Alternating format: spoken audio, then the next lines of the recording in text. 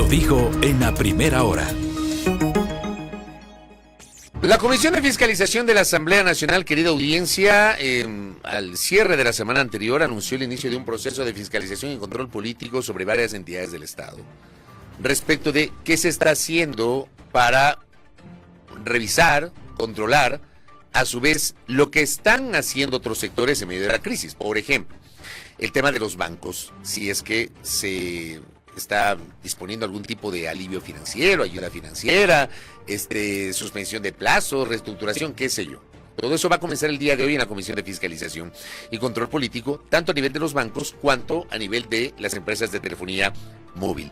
En medio de todo esto, ayer al final de la tarde, la Asobanca, la asociación que aglutina a las entidades del sistema financiero privado del país, emitió un comunicado anunciando la implementación de una medida de alivio financiero.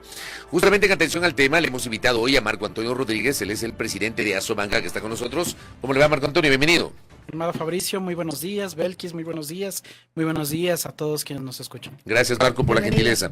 A ver, ¿son alivios financieros conceptualmente hablando similar a lo de la pandemia o hay diferencias? Fabricio, yo quisiera tomarme un minuto nada más para expresar mi solidaridad y acompañamiento propio y del sector a todas aquellas familias, ciudadanos, microempresarios que están sufriendo en este momento el golpe de la crisis energética que ha llevado a situaciones difíciles a nivel familiar y a nivel empresarial. Efectivamente, Fabricio, los alivios financieros que se acaban de anunciar el día de ayer son muy similares a los que la banca privada otorgó durante el periodo de la pandemia, el periodo más difícil de la historia reciente del Ecuador. Aproximadamente 10.000 millones de dólares fueron otorgados por la banca en alivios financieros en aquel momento a los sectores productivos, microempresarios y personas naturales que requirieron el apoyo del sistema bancario, en ese momento me estoy refiriendo, para poder solventar sus necesidades económicas. Solamente para ponerlo en contexto, los 10.000 millones significaron aproximadamente 1/3 de la cartera del sistema bancario y significaron, para ponerlo también en perspectiva con números nacionales, 1/3 del PIB de aquel momento, estimado Fabricio. Entonces fue un número muy importante. ¿Qué es lo que estamos anunciando ahora? Lo que estamos anunciando en este momento es entrar a un proceso de alivio financiero cristalizado en el diferimiento de las operaciones, de las cuotas que correspondan pagar en las operaciones correspondientes a las carteras de consumo, microcrédito, vivienda y tarjetas de crédito. En estos segmentos, lo que se ha propuesto por el lado voluntariamente de la banca es iniciar un proceso muy parecido al de la pandemia, en el cual varias instituciones, por ejemplo, lo hicieron masivamente y nosotros como usuarios o clientes teníamos que decirle a la institución, ¿sabe qué? Si voy a necesitar el apoyo o no voy a necesitar el apoyo. Otras instituciones abrieron todos sus canales para que seamos nosotros los que llamemos y digamos, ¿sabe qué? Este mes voy a necesitar el apoyo o finalmente, si no llamé, no voy a necesitar este apoyo. Esto se aplicará en cada institución de manera distinta por una razón sencilla. Cada institución tiene una realidad distinta frente a su cartera de clientes. Fabricio, estoy seguro que todos los que estamos aquí sentados tenemos la facilidad de utilizar aplicaciones bancarias. Entonces podemos utilizar los canales de ese tipo que se habiliten. Pero hay otras personas que no están familiarizadas y que se atienden en diversas instituciones que entonces habrá que crear los mecanismos para que estas personas puedan acceder. Marco, ¿qué implica ese diferimiento y en qué medida significa realmente un alivio? ¿Y por qué lo pregunto? Porque evidentemente estos temas generan mucha interacción con nuestra audiencia. Ahora mismo, por ejemplo, dicen, lo único que hacen es aumentar plazos e intereses. O por ejemplo, más adelante también acá le dice otro oyente, ese alivio financiero del que hablaba fue una quimera. La gente terminó ahorcada en deudas por los largos y los caros plazos que se determinaron. Entonces, ¿en qué medida realmente resulta un alivio y qué implica ese diferimiento como tal? Estamos hablando de intereses de cuánto, a cuánto tiempo. Belkis, algo que hay que considerar siempre cuando uno hace el análisis de cómo llevar este tipo de alivios o este tipo de apoyos a los sectores productivos y a las familias ecuatorianas, es que si bien es cierto existe un lado del balance, que son los créditos que otorgan los bancos, existe otro lado que son los recursos de los depositantes. Los recursos de los depositantes son aquellos que se ponen a disposición de aquellos que requieren crédito y son aquellos que técnicamente, pero voy a utilizar en este momento un tema legal, constitucionalmente es aquellos que deben ser resguardados y custodiados celosamente por los bancos. Porque una persona que va y deja sus recursos en una institución bancaria, le entrega su confianza y espera que estos recursos sean bien administrados. Dicho esto, cuando se analizan estos alivios, se ha creado varios análisis, se ha creado varios elementos alrededor. Primero, que no todos necesitan el mismo tipo de apoyo. Es decir, hay personas, Belkis, que, y voy a utilizar el ejemplo de la pandemia porque es el más cercano y el que todos lo vivimos. Hay personas que en el periodo de la pandemia no necesitaron ningún alivio. Y lo que dijeron fue, yo no quiero ni un mes, ni 2 meses, ni 3 meses, no quiero nada, voy a seguir pagando. Porque las condiciones laborales, por ejemplo, no variaron. Le permitían, exactamente. Y hubo personas que dijeron, yo quiero un mes, yo quiero 3 meses. En ese caso, lo que se hizo fue trasladar las cuotas al final de la tabla de amortización. Los intereses no variaron, los plazos los definió la misma persona que solicitó el apoyo, porque así es como se estructuró este tema, y las personas que se acogieron a estos mecanismos tuvieron el tiempo que lo solicitaron, la posibilidad de no pagar sus recursos, y fue la institución financiera la que administró la confianza de los depositantes, siempre dándole certeza a los depositantes que sus recursos estaban siendo custodiados e iban a ser recuperados, y así lo fueron. Solamente para ponerlo en contexto, Belkis, solamente 3 de cada 10 dólares prestados durante el periodo de la pandemia requirieron alivios. No obstante que estuvo disponible para los 10 dólares, para ponerlo así, solamente 3 de los 10 dólares pidieron este tipo de apoyos. ¿Puede ejemplificar eso que está diciendo? Tal vez hacerlo más sencillo para entenderlo. Sí, para que se entienda, solamente el 30% de los créditos que se habían otorgado en ese momento ¿accedieron a los alivios? Solicitaron los alivios porque estuvo disponible para todos. Solicitaron. O sea, el 70% no solicitó. El 70% ¿Pero por qué cree que no solicitó? Por ejemplo, le voy a leer un mensaje que me escribe un oyente, gracias a Soledad por este mensaje. Dice, yo intenté hacerlo en pandemia y resultaba realmente predatorio a exceder este tipo de refinanciamientos. Fabricio, ¿No será que eso también pudo haber hecho que ese 70% finalmente no haya accedido a los alivios? No, Fabricio, porque, como digo, la posibilidad estuvo allí disponible para todos. Estuvo disponible para los sectores productivos, estuvo disponible para las personas naturales. Y fíjese, Fabricio, lo que usted acaba de mencionar. Dado que existieron este tipo de análisis válidos de diversos sectores de la población, la Superintendencia de Bancos, la Junta Financiera y Monetaria de la época, incluso la Asamblea Nacional, la Defensoría del Pueblo, entraron a realizar análisis caso por caso para mirar cómo se habían establecido las tablas de amortización, cómo se habían hecho los procesos de establecimiento de las condiciones voluntarias con los clientes, y encontraron que estos alivios habían sido adecuada y técnicamente estructurados. El hecho de cómo se implementaron en Ecuador los alivios financieros no fueron muy distintos a los que se implementó en todos los países de la región.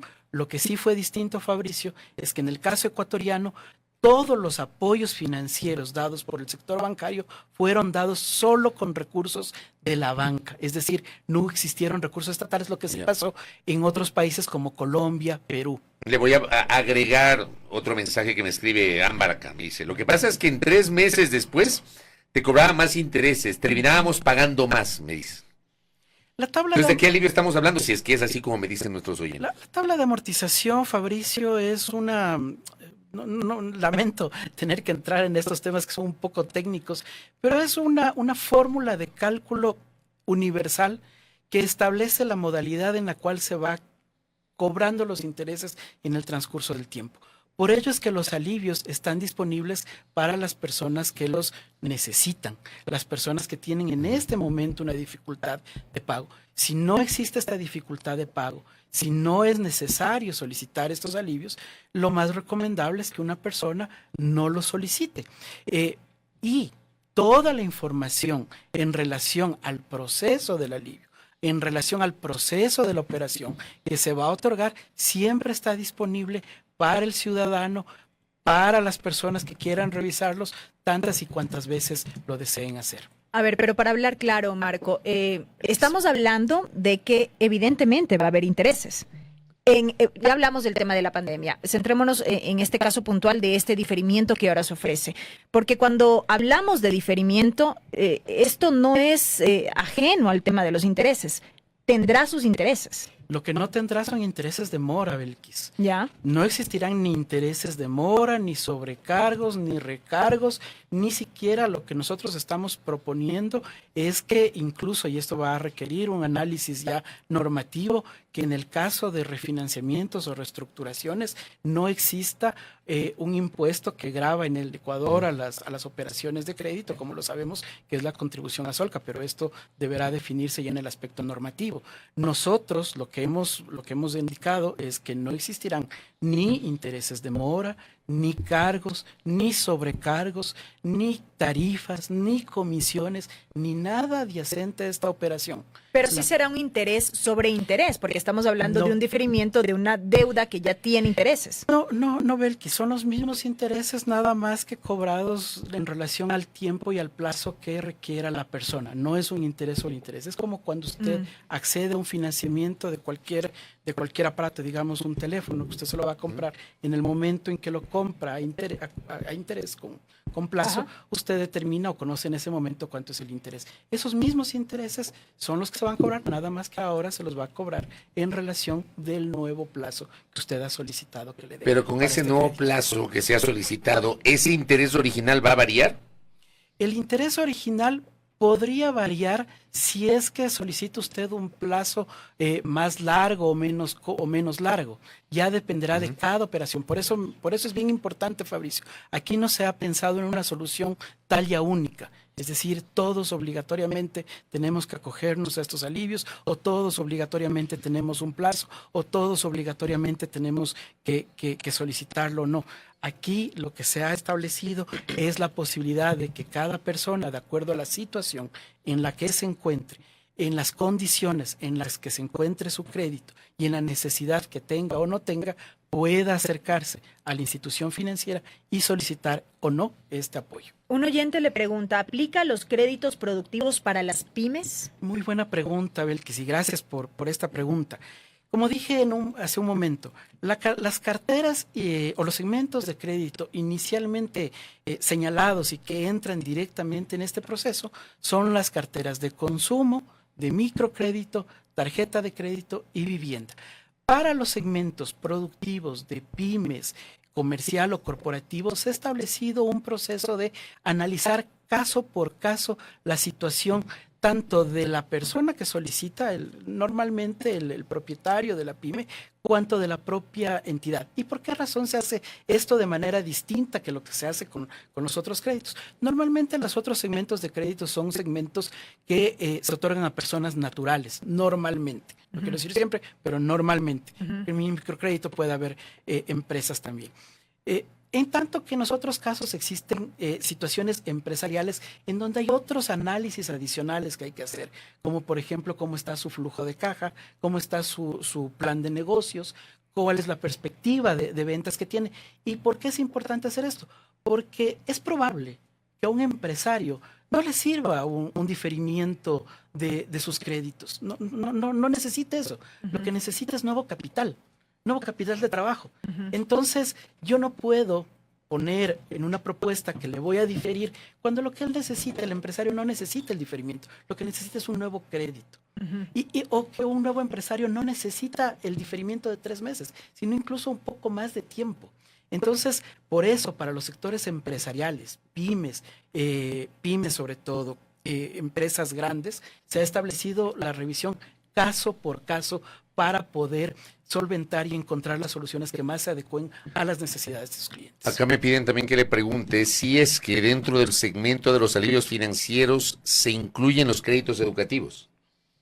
Los créditos educativos en el sector de la banca privada, Fabricio, hace algunos años, por decisiones de política pública, Ya no los otorgan. fueron básicamente encaminados a entidades públicas. Por eso... Pero está en el Banco del Pacífico, me parece, ¿verdad? No estoy muy claro cuál fue Porque era antes del IES y luego el Banco del Pacífico. Exactamente. Sé que en alguna de las dos entidades se concentró. Hoy la cartera de créditos educativos, en el caso de la banca, está muy vinculada a los acuerdos que las instituciones financieras y las instituciones educativas tienen para prestar esta facilidad a sus alumnos directamente. Entonces, regularmente es una cartera que está bastante bien administrada porque tiene el seguimiento de la institución educativa, el seguimiento de la institución financiera y además el compromiso del estudiante que regularmente lo requiere para estudios universitarios o de posgrado. Es una cartera bastante bien administrada, bastante pequeña. No está en este momento dentro de las carteras que se han señalado. Claro, porque acá me dicen que sí otorga una de las entidades privadas, sí otorga eso, una. Como le digo, Fabricio, en este caso estoy refiriéndome a la banca privada. ¿Cómo no? Que la institución que usted acaba de mencionar tiene una particularidad. Claro, esa, por supuesto, esa tiene el principal accionista es el Estado, pero una privada que sí forma parte de la banca privada me dice que sí entrega, pero entiendo su punto que no está justamente dentro de este segmento. Ayer cuando publiqué yo en mi cuenta de X el comunicado de ustedes, por ejemplo, leía un mensaje. Yo accedí a uno de esos alivios en la pandemia por un crédito vehicular por 2 meses y me cobraron casi $300 adicionales por el interés. Otra vez, insisten los oyentes en que es interés sobre interés, Marco. Fabricio, aquí clara y firmemente debo señalar. El tema de cómo fueron estructuradas las tablas de amortización, cómo fue el proceso de determinación de los intereses y cómo fue el mecanismo de los alivios financieros en el periodo de la pandemia, pero no solamente en el periodo de la pandemia, Fabricio, porque aquí debo señalar algo importante que quizá no se lo discute muy frecuentemente, y es que procesos de alivio financiero permanentemente la banca privada los mantiene. Recordemos, en las 2 paralizaciones que tuvimos por paros del sector indígena, también se implementaron alivios financieros en ese momento muy encaminados a los sectores productivos que fueron gravemente afectados en esos momentos.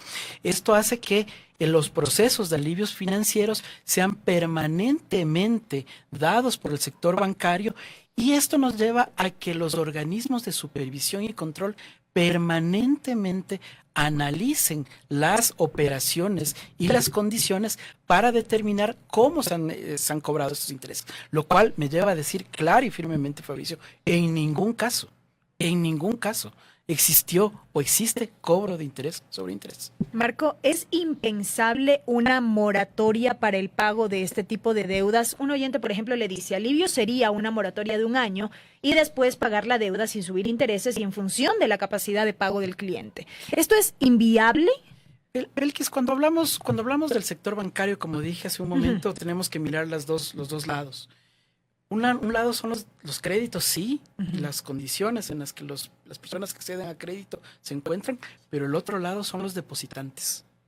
Cuando se habla de moratorias, de condonaciones, de perdones de recursos, tácitamente lo que se está diciendo es al depositante también hay que decirle que probablemente sus recursos no podrían ser recuperados o los intereses que él confía cobrar dentro del periodo en el cual ha dejado sus recursos no van a ser pagados.